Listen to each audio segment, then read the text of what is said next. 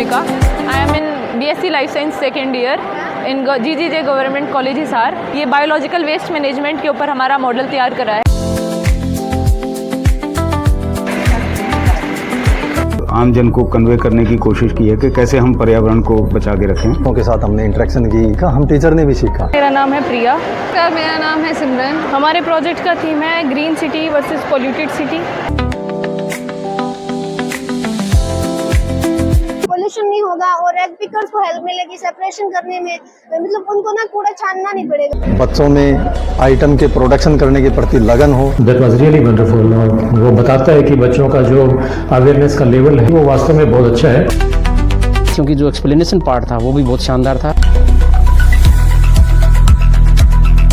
नमस्कार, आप देख रहे हैं कनेक्टिंग हरियाणा और मैं हूं आपका दोस्त संजय ढांडा।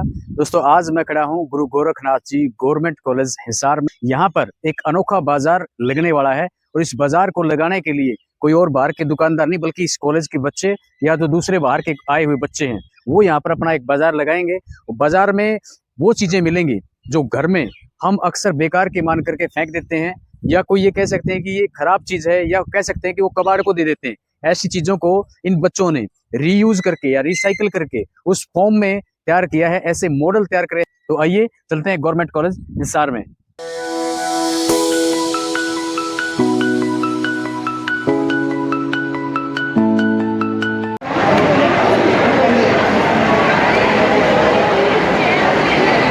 Myself भूमिका।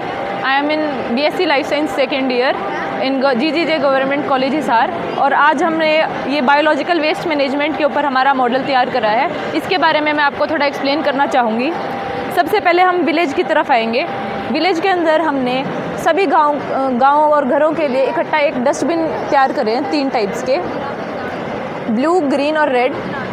जो ग्रीन वाला है उसमें बायोलॉजिकल वेस्ट हमारा होएगा, जैसे सब्जी के छिलके हो गए और पराली हो गई, कोई भी बायोलॉजिकल वेस्ट हम यूज़ करेंगे, उसको सेपरेट कर लेंगे। सबसे पहले इधर आते हैं फील्ड पे। जो किसान आज के टाइम पे खेत को क्लियर करने के लिए, जल्दी से जल्दी क्लियर करने के लिए उसको जलाना प्रेफर करते हैं, उससे एनवायरनमेंट में गैसेस रिलीज़ होती हैं जो हमारे एनवायरनमेंट के लिए बिल्कुल भी अच्छी नहीं होती हैं। उस चीज़ को प्रिवेंट करने के लिए हमने ये मॉडल तैयार करा है। इसमें हम सबसे पहले बायोलॉजिकल वेस्ट अलोंग विद पराली और अदर ऑर्गेनिक वेस्ट उसको इस मशीन के ऊपर से चलाएंगे। इस मशीन से पास करके वो वाटर मिक्सिंग टैंक के अंदर जाएगा। वाटर मिक्सिंग टैंक के अंदर जाने से इसके अंदर मॉइस्चर आएगा और ये सॉफ्ट हो जाएगा। फिर इस वाटर मिक्सिंग टैंक से हम इसको फर्मेंटेशन टैंक के अंदर शिफ्ट करेंगे, जिसके अंदर बैक्टीरिया और यीस्ट प्रेजेंट है। वो इसके ऊपर एक्ट करके इसको कॉम्प्लेक्स फॉर्म से सिंपल फॉर्म में कन्वर्ट कर देंगे। फिर आगे जाके हम इसको चैम्बर में ट्रांसफ़र कर देंगे। उस चैम्बर के अंदर ये वेस्ट गैस के अंदर कन्वर्ट हो जाएगा। वो गैस हाई प्रेशर से गैस स्टोरेज टैंक के अंदर जाएगी। जैसे ही हम इसका वॉल्व खोलेंगे, ये प्रेशराइज्ड गैस पाइप इस टरबाइन में आके खुलेगी और इस प्रेशर के कारण ये टरबाइन घूमेगी। इस घूमने से जो एनर्जी जनरेट होएगी उससे हमारा पावर हाउस काम करेगा और यहाँ पे बिजली जनरेट होएगी। इस बिजली से गांव के अंदर इलेक्ट्रिसिटी आएगी, लाइट्स ऑन होएंगी और इस इंडस्ट्री के अंदर जो मशीनरी है वो इस बिजली की सहायता से काम करेगी। फिर आगे जाके जो गैस है उसको हम घरों के अंदर एज सिलेंडर्स ट्रांसफ़र कर सकते हैं, जो किचन के अंदर यूज़ होएगा गाँव में। और हाई प्रेशर से लो प्रेशर पे आने पर जो गैस है वो गैसियस स्टेट से लिक्विड फॉर्म में कन्वर्ट हो जाएगी। उसको हम व्हीकल्स को रन करने के लिए यूज़ कर सकते हैं। आगे जाके जो वेस्ट मटेरियल बचेगा उसको हम इंडस्ट्री के अंदर जाके ट्रीट करेंगे तो वो खाद बन जाएगा, मैन्योर बन जाएगा। उसको फार्मर्स फिर से यूज़ कर सकते हैं। और लास्ट में जो जलाने से गैसेस रिलीज़ होंगी उसको कम करके जो लास्ट में चिमनी में गैसेस निकलेगी, इस मॉडल के थ्रू हमने ये एक्सप्लेन करना चाहा है कि लास्ट में आके गैसेस बहुत रिड्यूस्ड अमाउंट में रिलीज़ होएगी, जिससे पोल्यूशन बहुत कम हो जाएगा। यही एक्सप्लेन करा है sir. Hello everyone, my name is Vanshika Rajput and मैं BSc life science first year में पढ़ती हूँ। आज मैंने ग्रीन ट्रांसपोर्ट मॉडल पे एक प्रोजेक्ट बनाया जिसमें कि जो हमें पता है एज वी नो कि जो हमारे फ्यूल्स है वो 2030 या 40 से 50 तक ख़त्म हो जाएंगे, ठीक है। तो हम वो उसके लिए एक ऑल्टरनेटिव किए, जिसके लिए हमने एक इलेक्ट्रिसिटी के ऊपर एक मॉडल जनरेट किया है। जैसे कि हम इलेक्ट्रिसिटी में हम सोलर पैनल्स का यूज़ कर सकते हैं ताकि हम इलेक्ट्रिसिटी को जनरेट कर सकें और क्या कहते हैं और हमारी फ्यूल पे डिपेंडेंसी ख़त्म हो जाए। ठीक है, हमें फ्यूल पे डिपेंडेंसी तो रहेगी, लेकिन धीरे धीरे वो हम कर रहे हैं। और ये जो इलेक्ट्रिसिटी है ये लेस कॉस्टली भी है, और जो फ्यूल्स है वो ज़्यादा कॉस्टली भी है। यही था हमारा प्रोजेक्ट।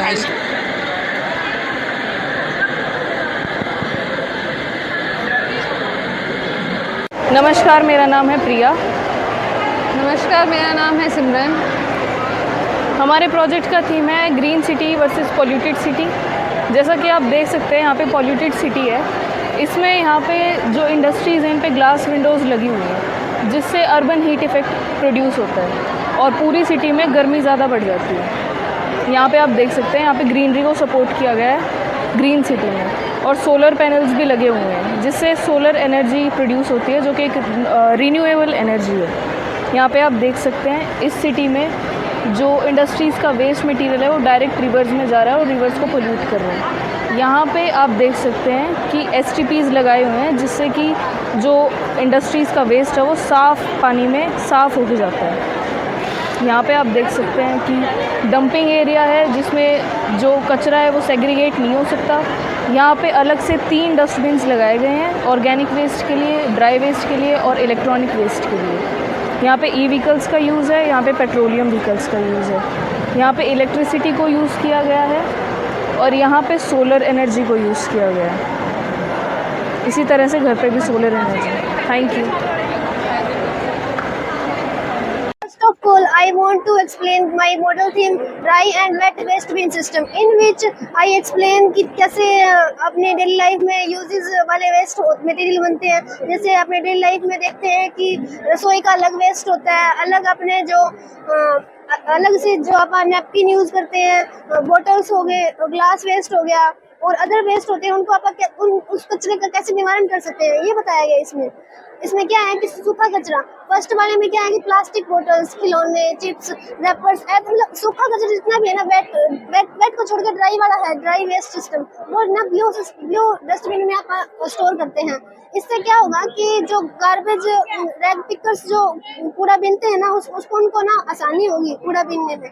और अजैव अपशिष्ट कचरा, इसमें क्या होता है कि सभी ड्राई को छोड़ के जो डाइपर, सैनिटरी नैपकिन, एक्सपायर्ड जो जितने भी हॉस्पिटलिटी की यूज थिंग होती है ना, जो आप खुले में नहीं फेंक सकते, उनको आप येलो डस्टबिन का यूज करते हैं। और गीला कचरा जैसे वेट वेस्ट होता है, उसको क्या कहते हैं, जैसे रसोई का फ्रूट एंड वेजिटेबल्स के छिलके वगैरह, और ये इसमें होंगे। और यहाँ भी पढ़ सकती है, ठीक है चल। और देन घरेलू हानिकारक कचरा, इसमें क्या पेंट के डिब्बे और केन और गुलदस्ता, मतलब फोटो फ्रेम और ग्लास, ब्रोकन ग्लास, etc, ये है घरेलू हानिकारक कचरा। इससे क्या होगा कि हमारे पोल्यूशन नहीं होगा और रैग पिकर्स को हेल्प मिलेगी सेपरेशन करने में, मतलब उनको ना कूड़ा छानना नहीं पड़ेगा और इससे कूड़े का निवारण होगा।